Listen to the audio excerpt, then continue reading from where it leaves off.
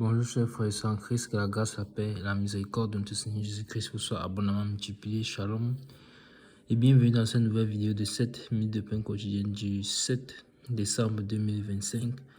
Nous poursuivons notre lecture dans le livre de Actes des Apôtres chapitre 9 et nous allons lire aujourd'hui le verset 30. Nous sommes toujours en train de voir l'histoire de Saul que le Seigneur Jésus-Christ a saisi comme instrument entre ses mains qu'il va utiliser pour son nom. Et je ne sais pas si on va dire malheureusement, mais on ne peut pas dire malheureusement parce que la vie de tout être humain est dans la main du Seigneur.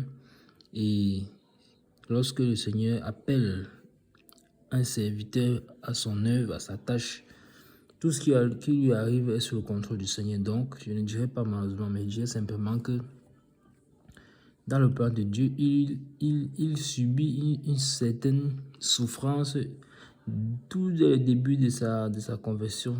De quelle souffrance est-ce que je suis en train de parler? Du fait que il est rejeté ou bien il est difficilement accepté par les frères et sœurs chrétiens parce que beaucoup ont encore le souvenir selon lequel c'était un homme violent, un homme qui persécutait l'église du Seigneur, un homme qui participait à tuer les croyants. Et ça, c'est la menace, si on peut dire, la pression psychologique que Saul peut avoir en ce moment-là. Mais on a déjà bien vu que cela ne l'empêche en rien d'annoncer l'évangile, cela ne l'empêche en rien de proclamer que Jésus-Christ est le Fils de Dieu, que Jésus-Christ est le roi d'Israël, le Sauveur, et qu'il est le Christ.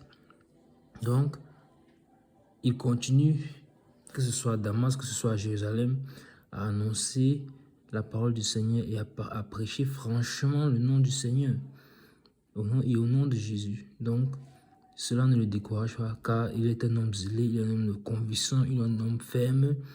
Malgré qu'il est intellectuel, il est ferme dans ses convictions, la même vigueur qu'il avait dans le judaïsme. Cette vigueur-là a d'ailleurs été augmentée encore suite à sa rencontre avec le Seigneur. De telle sorte que toutes ces pressions-là ne le découragent pas. Mais la deuxième menace qui pesait sur sa vie, c'est quoi? Cette fois-ci, ce n'est plus une menace psychologique, une pression psychologique, c'est plutôt une menace concrète, physique face à sa vie. On avait donc vu qu'à Damas, on gardait les portes de la ville dans le but de lui ôter la vie. Il a dû donc s'échapper de nuit et rentrer à Jérusalem. Et une fois à Jérusalem, c'est là-bas où, au milieu des frères et sœurs encore, il s'est trouvé face à cette pression psychologique dont on parlait tout à l'heure, du fait que les frères et sœurs avaient un peu de doute en ce qui concerne sa conversion.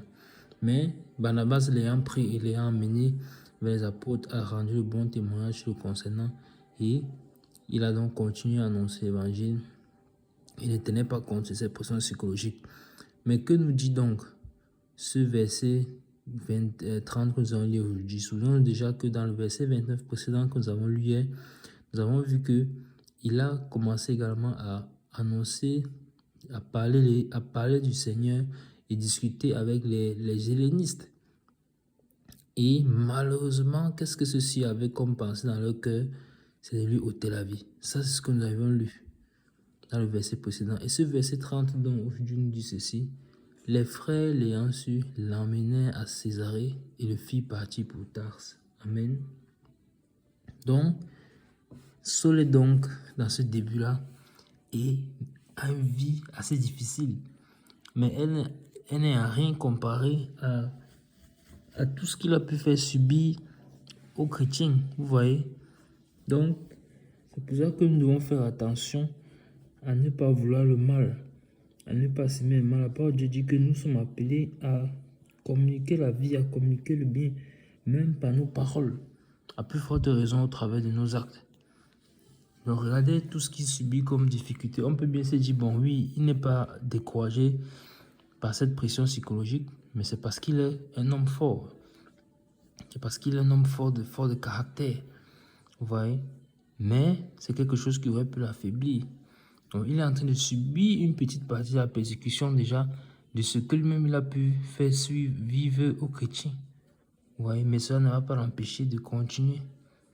Donc, il fallait vraiment que ce soit un tel homme que le Seigneur choisisse. Et là encore, on voit la grandeur de notre Seigneur Jésus-Christ de savoir choisir ses serviteurs comme il a voulu et chacun a son couloir véritablement dans la maison du Seigneur.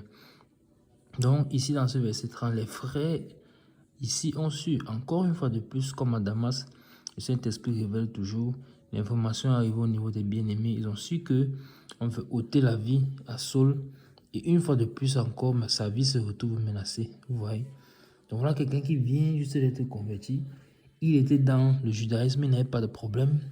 Il avait une bonne carrière devant lui, selon l'homme. Il avait des privilèges devant lui. Il a regardé toutes ces choses comme de la boue afin de gagner Christ. On peut déjà le voir dans le départ de sa conversion, à travers toute sa vie de souffrance qui commence. Donc tous ces privilèges-là qu'il avait dans le judaïsme, il a abandonné tout cela. À peine il donne sa vie au Seigneur, en peu de temps, 2 fois de suite, des gens veulent lui ôter la vie. Et on a vu qu'à Damas, c'était au milieu des Juifs, mais qu'ici à Jérusalem, ces élites, c'est des personnes qui connaissaient déjà, qui avaient entendu parler du Seigneur et qui, pour certains même, étaient déjà, on peut dire, chrétiens. Ouais, mais cherchaient à lui ôter la vie. Donc, mes bien-aimés, faisons attention. Faisons attention. Mais il demeure ferme. Encore une fois, le moment qu'il demeure ferme. Il ne se décourage pas. Oh, je retourne à ma vie d'avant. Moi, quand j'étais dans le judaïsme, je n'avais pas de problème. Maintenant, depuis que je suis devenu chrétien, je souffre. Alors, mieux vaut pour moi de retourner. Non, ça n'a pas été sa pensée. Il a compris que j'ai choisi un chemin. Et peu importe les souffrances que je peux avoir, peu importe les souffrances par lesquelles je peux passer, celles que je peux traverser, alors le Seigneur est avec moi. Nous sommes donc appelés une fois de plus encore, à travers la vie de Saul, à être fermes dans nos convictions. Fermes dans nos convictions. Et nos convictions ne doivent pas être des convictions humaines, mais nos convictions doivent être tirées des Écritures, tirées de la parole de Dieu. Alors les frères l'ont amené à Césarée et l'ont fait partir pour Tarse. Encore une fois dans le but de lui éviter de mourir tôt avant sa mission. Mais là, on comprend que en réalité, les frères sont simplement conduits par le Saint-Esprit. Tout comme ceux de Damas qui l'avaient fait descendre par la muraille à travers une corbeille pour qu'il rentre à Jérusalem. Donc, nous sommes vraiment, je suis impatient. Ça met en nous encore ce désir-là de pouvoir savoir quelle sera la suite des Sauls, quelle sera la suite de cette histoire. Nous voici il y a 2 reprises en train de s'échapper à la mort. Maintenant, il est en route pour Tarse. Que va-t-il se passer là-bas? Ce sera intéressant de savoir cela. Donc, nous allons nous arrêter là pour aujourd'hui. Et par la grâce de Dieu, continue dans la prochaine vidéo demain. Que la grâce et la miséricorde de notre Seigneur Jésus-Christ vous soient abondamment multipliées. Shalom.